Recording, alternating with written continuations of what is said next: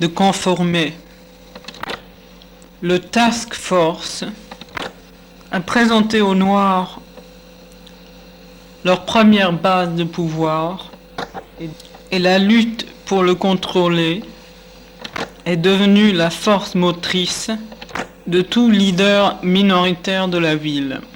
Il y a eu de la part du Task Force des projets louables comme un Head Start Center pour aider les jeunes à démarrer, des services gratuits d'avocats, des stages de formation professionnelle qui avaient été choisis comme modèle national d'excellence. Plus tard, le programme de stage s'écroula grâce à un scandale de chèques sans provision. Mais le potentiel d'efficacité a été détruit par la lutte de pouvoir, qui était si amère que 4 directeurs payés en 4 ans ont donné leur démission.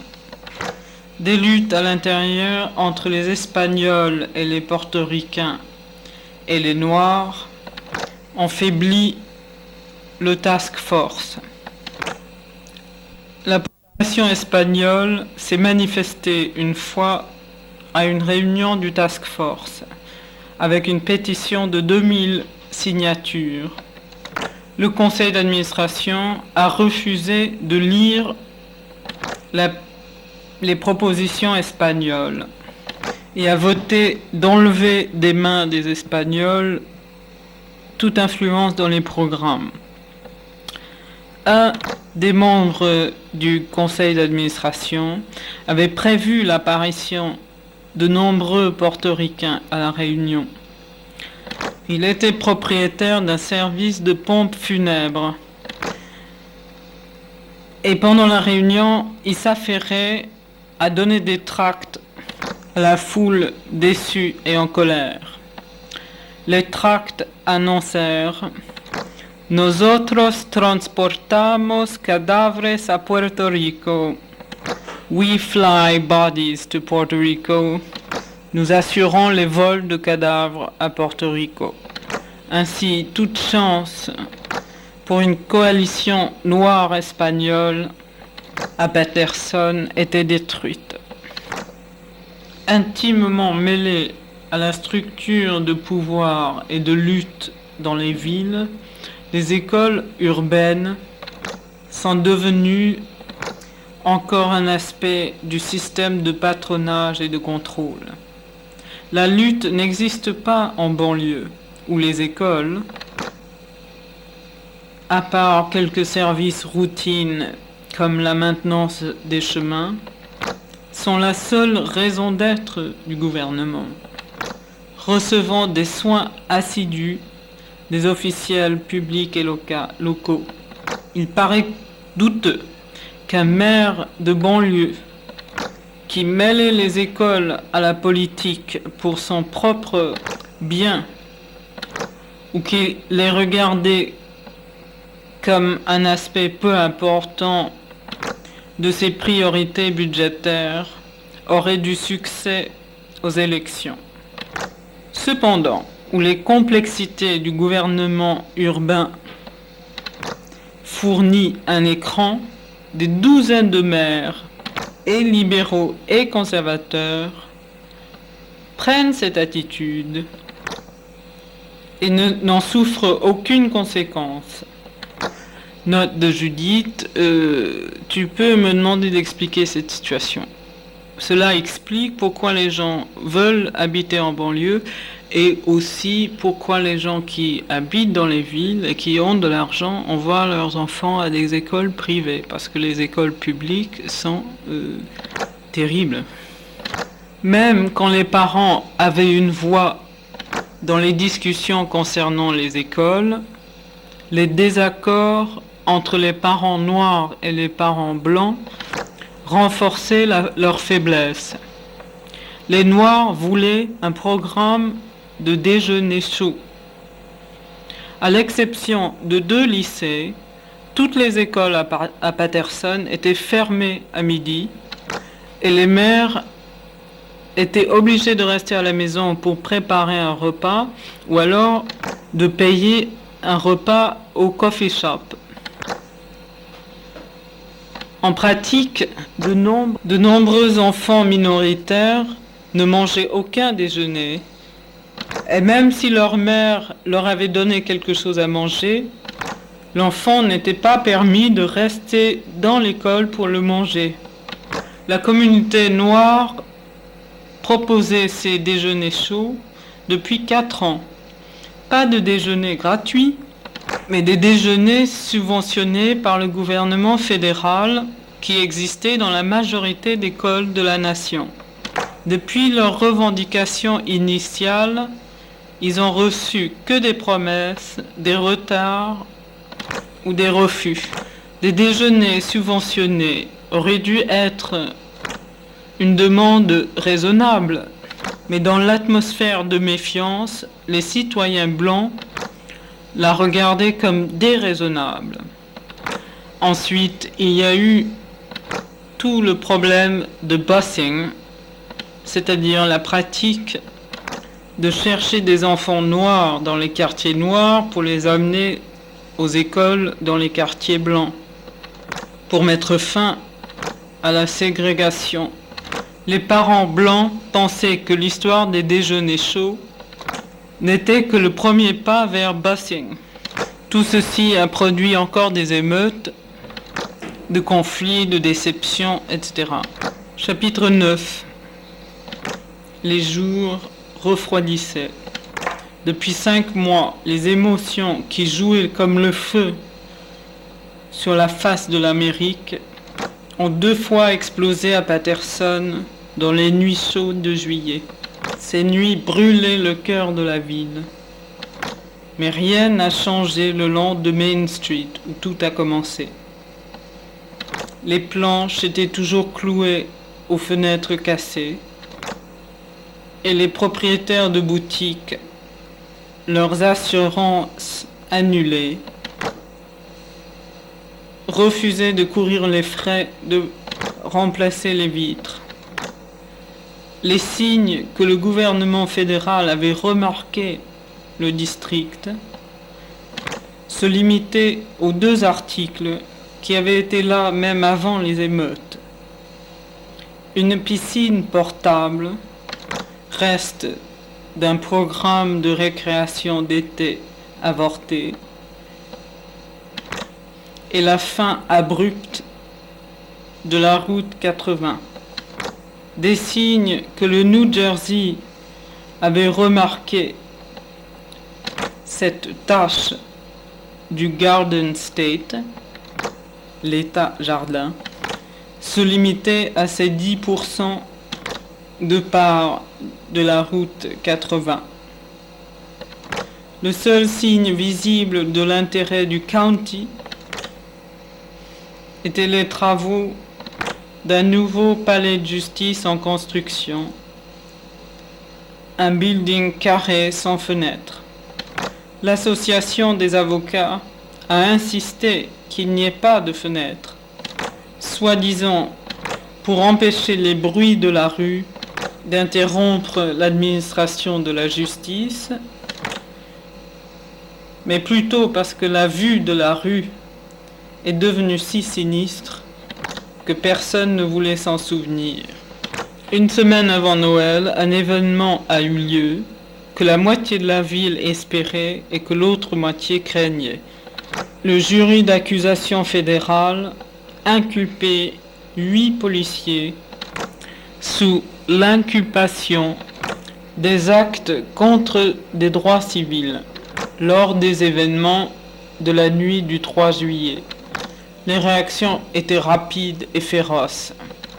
Le commissariat était inondé par des coups de fil de la part des gens qui voulaient contribuer aux frais de défense des policiers. La stupeur qu'un tel événement ait pu se produire non provoqué persistait. Des témoins étaient étonnés par la naïveté du jury. Certains d'entre eux n'arrêtaient pas de nous demander pourquoi, quand cela arrivait, on n'a pas essayé d'en mettre fin. Comme si c'était notre devoir en tant que citoyens d'empêcher la police de faire des choses pareilles. Kramer était inefficace et hésitant comme d'habitude. Il annonça que les hommes ne seraient pas renvoyés de la police, entre guillemets, si c'était dans son pouvoir de l'empêcher. Les 8 policiers étaient traduits devant le tribunal en janvier 1969. 2 ans plus tard, leur procès n'avait pas encore commencé. Chapitre 10. Citation d'un poème de Theodor Roethke. La chair derrière l'acier et le verre n'est pas protégée d'ennemis qui chuchotent dans le sang. L'égratignure oubliée, c'est l'égratignure infectée. Le ruminant, la raison, mastique une chique empoisonnée. C'était clair que les efforts des gens à Paterson de construire un gouvernement honnête et responsable ont échoué.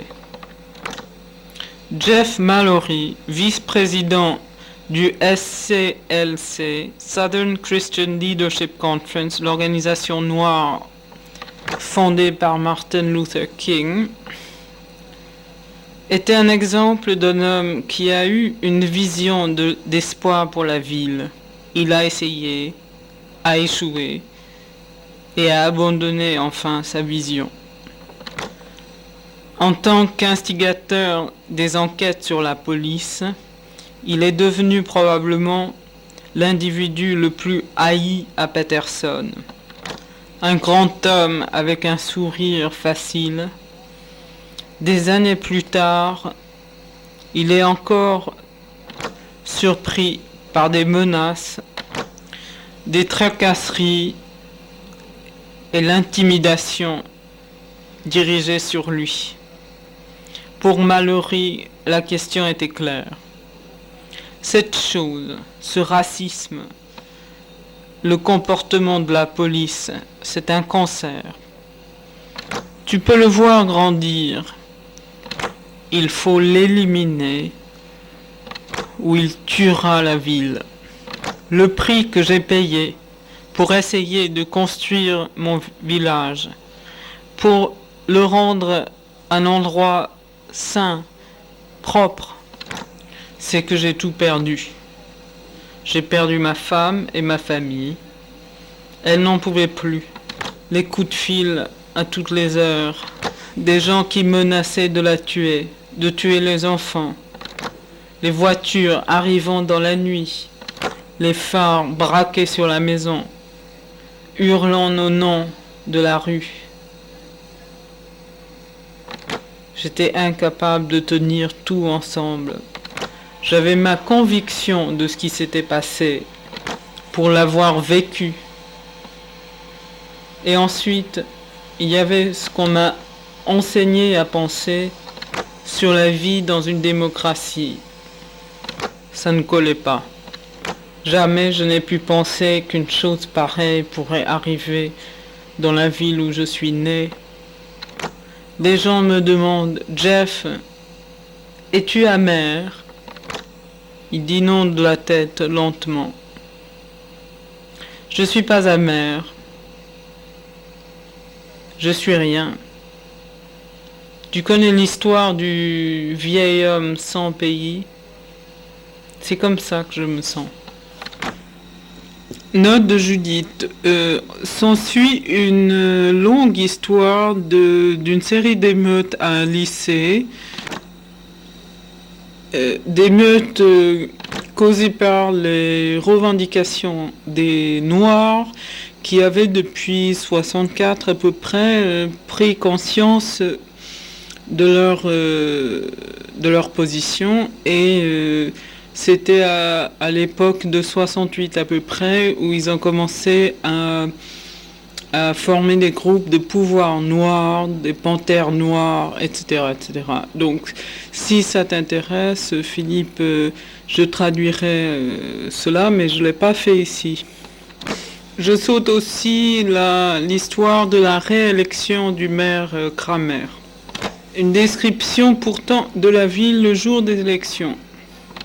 Le downtown de Patterson était enfin sombre. Main Street était silencieuse et déserte.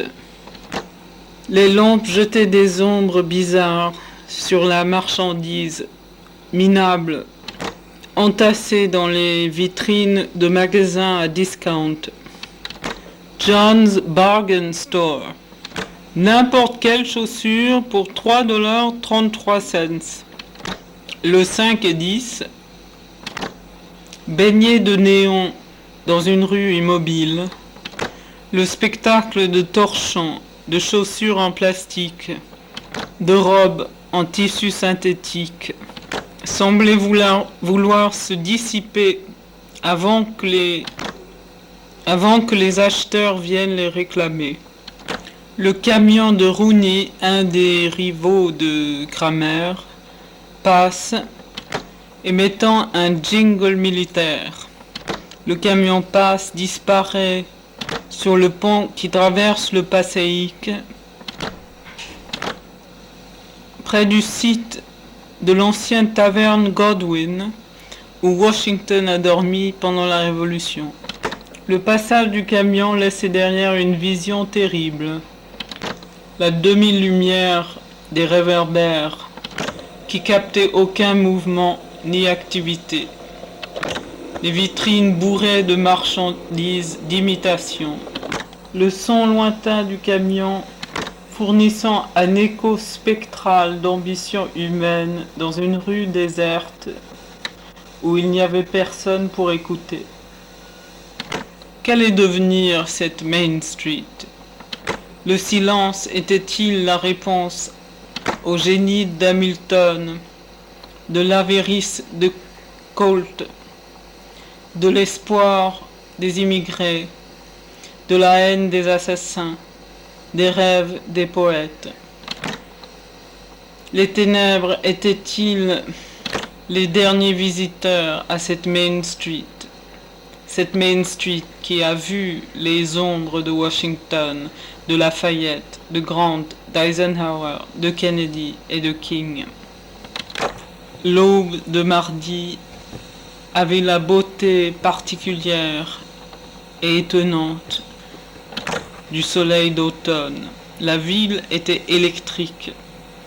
Au coin, dans les coffee shops, les gens parlaient d'un enthousiasme d'intérêt mutuel. Malgré les vues opposantes de ce que devait être le résultat, les élections amenaient un sens de communauté qui semblait transformer la ville. C'était clair pourtant que le 4 novembre allait être une journée difficile. Le 3e district est une de ces poches de Patterson qui semblent ne plus être attachées au temps ou à la vie. Ces usines de briques rouges, autrefois les remparts du pouvoir de la ville, restent abandonnées comme des dinosaures industriels, les mauvaises herbes léchant leurs restes. Le motif résidentiel n'a aucune relation au planning urbain des projets de développement de quartiers ou des city models. C'est tout simplement une question de quels taudis ont ou n'ont pas brûlé ou tombé. Le 3e district est touché de 2 manières par le gouvernement. L'aide sociale pour ceux qui comprennent les règles, la prison pour ceux qui ne comprennent pas. Surtout des Noirs et des Portoricains habitent là. quelques blancs âgés, survivant à peine à la sécurité sociale, remplissent leur journée en mendiant les restes de nourriture de quelques épiceries. Dans une série d'articles sur la Task Force, le journal Le Morning Call a interviewé quelques-uns des âgés de ce district, leur demandant pourquoi ils ne demandaient pas l'aide sociale, mais ils n'avaient jamais entendu parler de la Task Force ni du conseil de troisième âge de la ville. Le troisième district était dépourvu même des améliorations de ville grâce aux élections. Les nouveaux panneaux de rue qui sont apparus ailleurs dans la ville n'ont pas trouvé le troisième district. Et le lieu de vote, c'était simplement un magasin désaffecté. Le drapeau américain de la vitrine était si vieux qu'il n'y avait que 48 étoiles.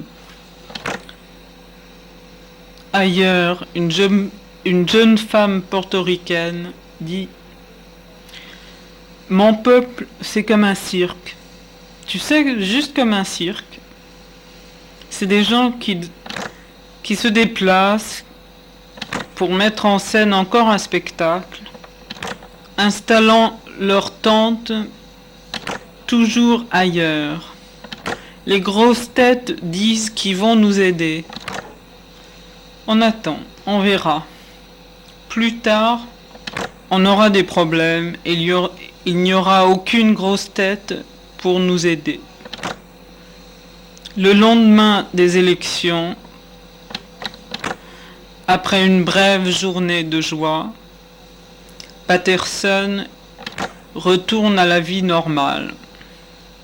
Le mercredi, le département de transport annonce de nouveaux retards pour compléter la route 80. Louise Taylor, 41 ans, récemment relâchée de Greystone State Mental Hospital, était assise tranquillement in Glazer's Bar quand tout d'un coup, elle fouillait dans son sac, en tirait un revolver et a tiré 5 coups dans le bar. Ella Payne de River Street a passé la journée à la pêche. Elle est rentrée pour trouver que sa télévision avait été volée. Eustachio De Rico, 80 ans, de la section de Riverside, est mort à St. Joseph's Hospital.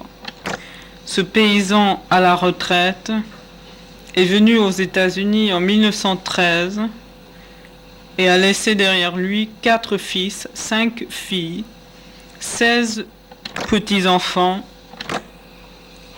et 2 arrière-petits-enfants. C'était certes une journée normale pour Patterson. Une annonce décourageante de l'État, la mort d'un immigré qui est arrivé l'année de la grande grève contre la machine industrielle, un policier inculpé pour vol et un moment de folie dans un bar.